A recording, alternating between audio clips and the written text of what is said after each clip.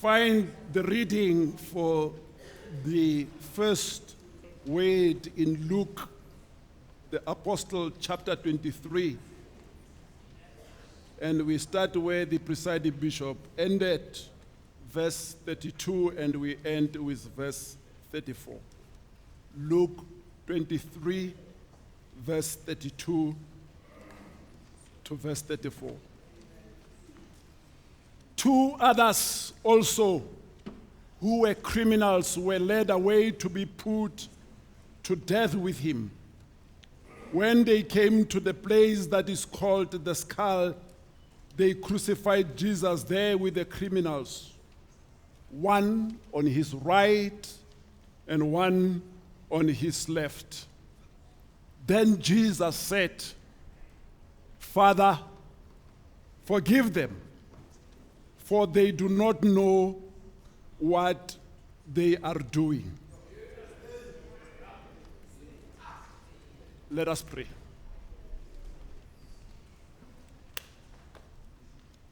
O senga letsatsi la ka jeno modimo ya matla ohle ntate wa rona ya lehodimong, theola mollo, tsholela moya wa hao o halalelang, ama molomo wa ka ka leshala le hleneng le tshwanang le la Isaiah moprofeta wa kgale.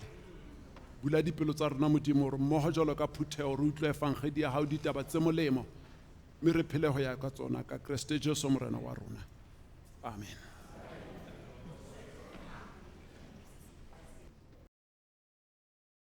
Divine forgiveness. Divine forgiveness.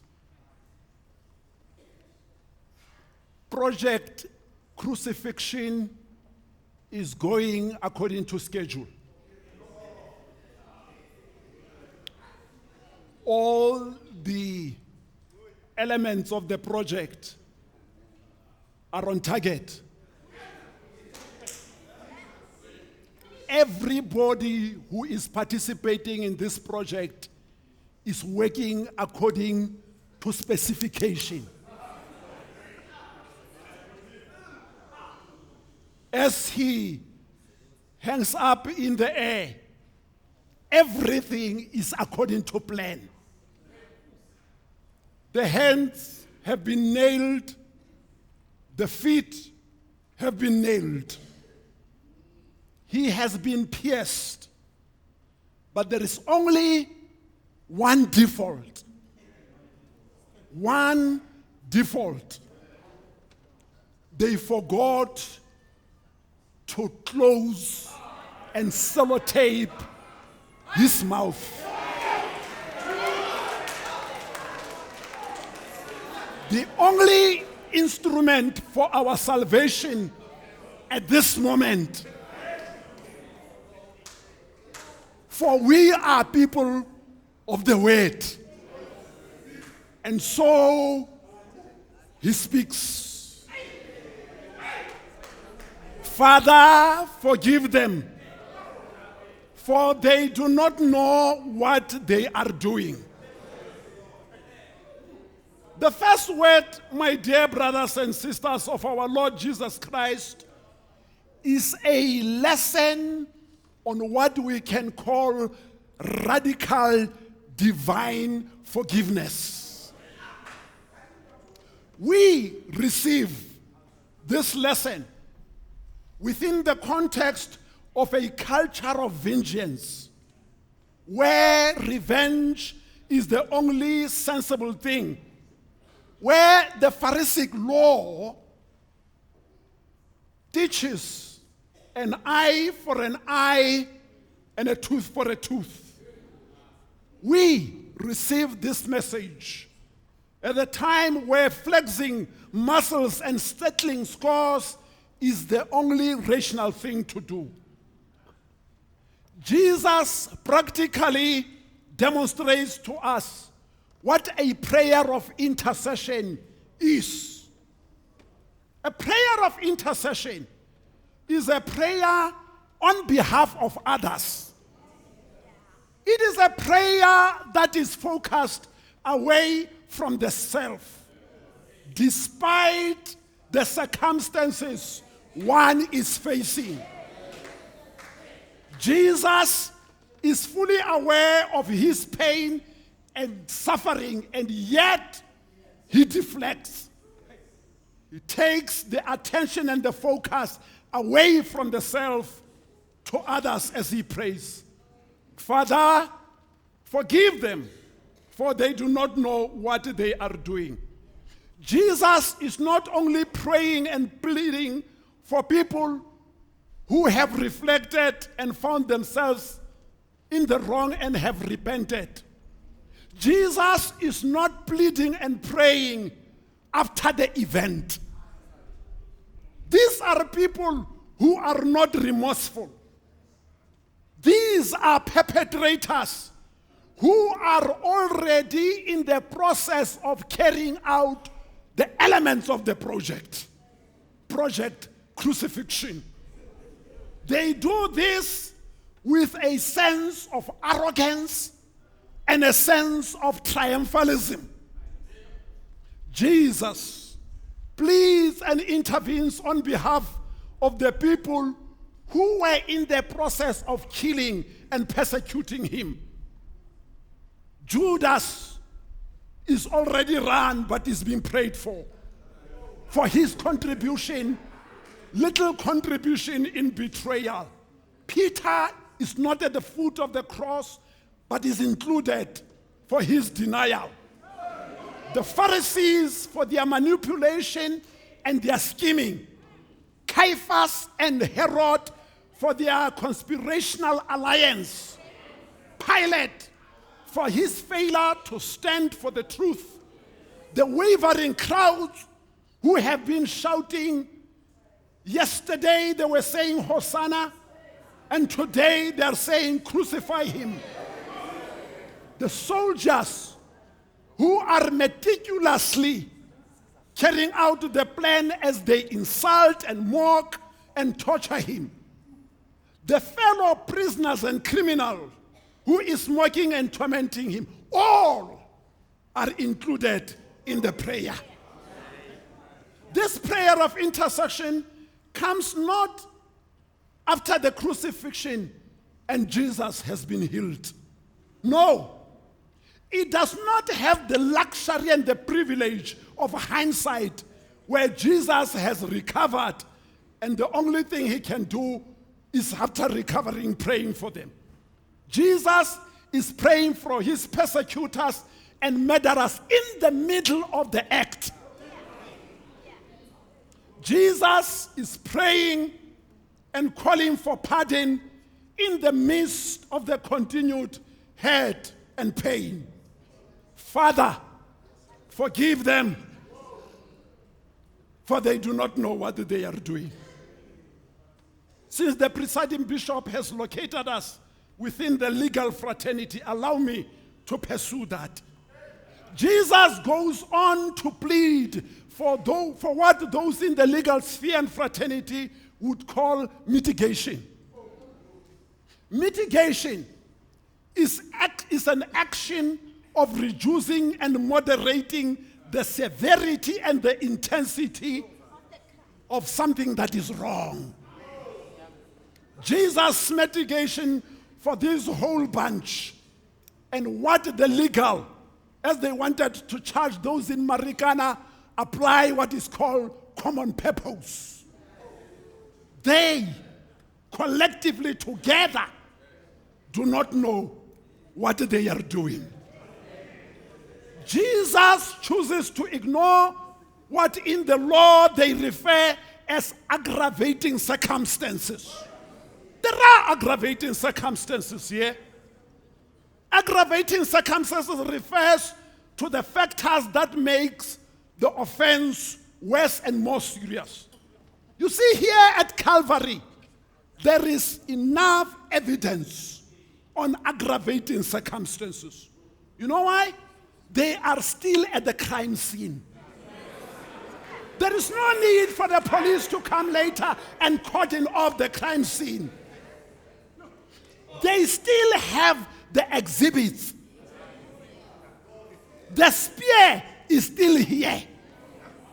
And yet, Jesus pleads, they do not know what they are doing. Forgive them because they do not know what they are doing. Oh, so much about people who claim to know. You see here, this collective is a bunch of experts in the law and experts in tradition. These are people who are accredited and certified. These are people with experience and long service. Does that sound familiar in our church? Jesus finds here an opportunity to be tested as he translates his teaching and doctrine of forgiveness from theory to practice. Calvary is a place of practicals. He now has to prove his mettle by implementing what appeared some time ago as an very abstract idea to the concrete reality. Remember when he taught the disciples and the crowds, forgive us our trespasses as we forgive those who trespass against us. This is the time to test the theory. Do you remember the other time when he taught them to forgive 70 times 7? Calvary is the time to put that into the test. Jesus lays down for us as his followers what our forebears and fathers of our nation, Nelson Mandela and Archbishop Tutu, persuaded us as a nation to do.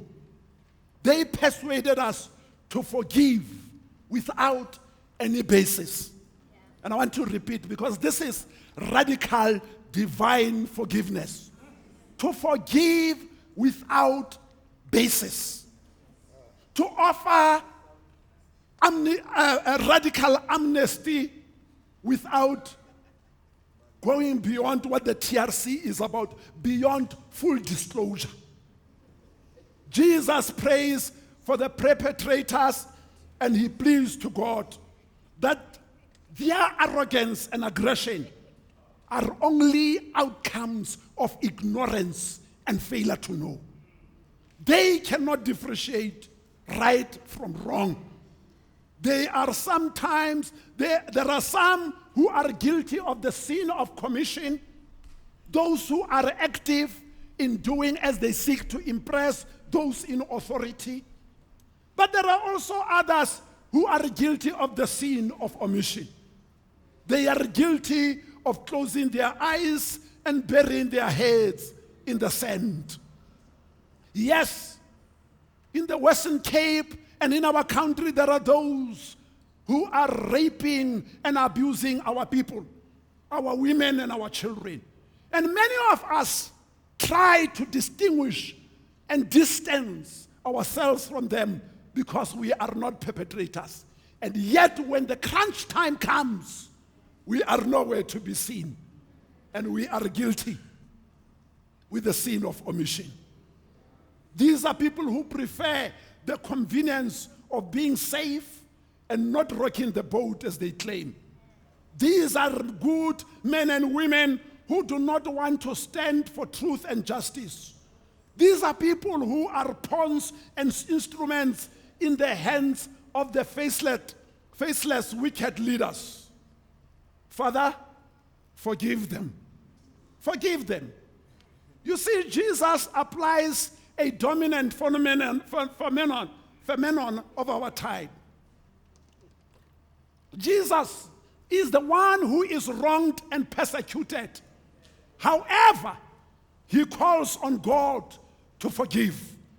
Jesus decides, in the language that we use in the public service, to escalate and to outsource. He is in the midst of pain. He looks at himself and thinks, I'm not able to do it. I do not have the strength and the energy.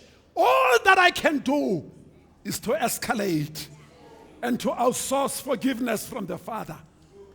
It is as if God recognizes that in his weak state, Only God, the source of grace, has the power and ability to forgive. Forgiveness is done in the power of grace. Divine forgiveness is a matter of the heart than the head. When the head calculates, when the head reasons and judges about how much I have been wronged and hurt, the heart foolishly suspends all that and only forgives. When the head awaits apologies and remorse from those who in my assessment are guilty, the heart overtakes and takes initiative to unconditionally offer pardon. When the head, with its logic, perfectly argues and proves on how forgiveness is irrational, is stupid, and impractical, and why I shall not forgive, the heart embraces divine forgiveness despite and in spite. There's a story of a university professor who came and visited a Zen monk from the East. The monk offered the professor tea. He poured out a cup until it was full and kept on pouring until it overflowed and kept on pouring. The logical, reasoning, argumentative, good professor could not hold and restrained himself. He strongly told the monk that the cup was full and nothing more could go in. And the monk responded, "My friend, like this cup, you are full of your own opinions. You are full of your own speculations. How can I teach you unless you are first empty like this cup?" Divine forgiveness is about a different kenosis. Divine forgiveness happens when we empty ourselves. When we empty ourselves of our valid reasons, strong opinions, and justifications. When we empty ourselves of hatred, of rage, and the desire to revenge. Divine forgiveness takes initiative. It does not wait for my brother or sister to fall on their knees and come cap in hand to beg for it.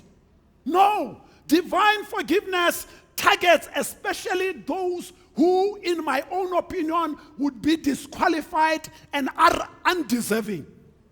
Those that when I look at them, I say, over my dead body. Divine forgiveness is a powerful spiritual resource. Charles Ringmer, reflecting on the Catholic priest Henry Nouwen, submits. He says of divine forgiveness, it can change every enemy into a friend. It can correct every wrong into a right. It can heal every hurt and bitterness. It can change the heart parts of ourselves into places of love and openness. Says Henry Nouwen, divine forgiveness carries seeds of change and of hope. It can restore the humanity of both the victim and the perpetrator. Jesus models for us on the cross what forgiveness is. Forgiveness, according to the cross, happens in the context of weakness. We are called to forgive from our positions of vulnerability and weakness. We say with Paul, it is only when I am weak that I am strong and I have the capacity to forgive. We transcend through the power of the Holy Spirit our woundedness. We forgive with tears flowing from our eyes. Forgiveness is not a sign of cowardice, my dear brothers and sisters. It's not a sign of capitulation. It is about looking evil in the eye. It does not call on us to forget. It allows us to remember. It is about me the victim, giving up my right to hurt others who have hurt me. It is voluntarily choosing. Those who have hurt us, we choose not to hurt. And so as we gather here at the feet of the cross, we too are called to give what we have received. We, as beneficiaries of forgiveness that flows from the cross, we are called to pass the same forgiveness that we have received, to pass it to others who are on the wrong side of our lives. Only those who have never been forgiven will refuse to offer forgiveness to others. Father, forgive them, for they do not know what they're doing. Amen.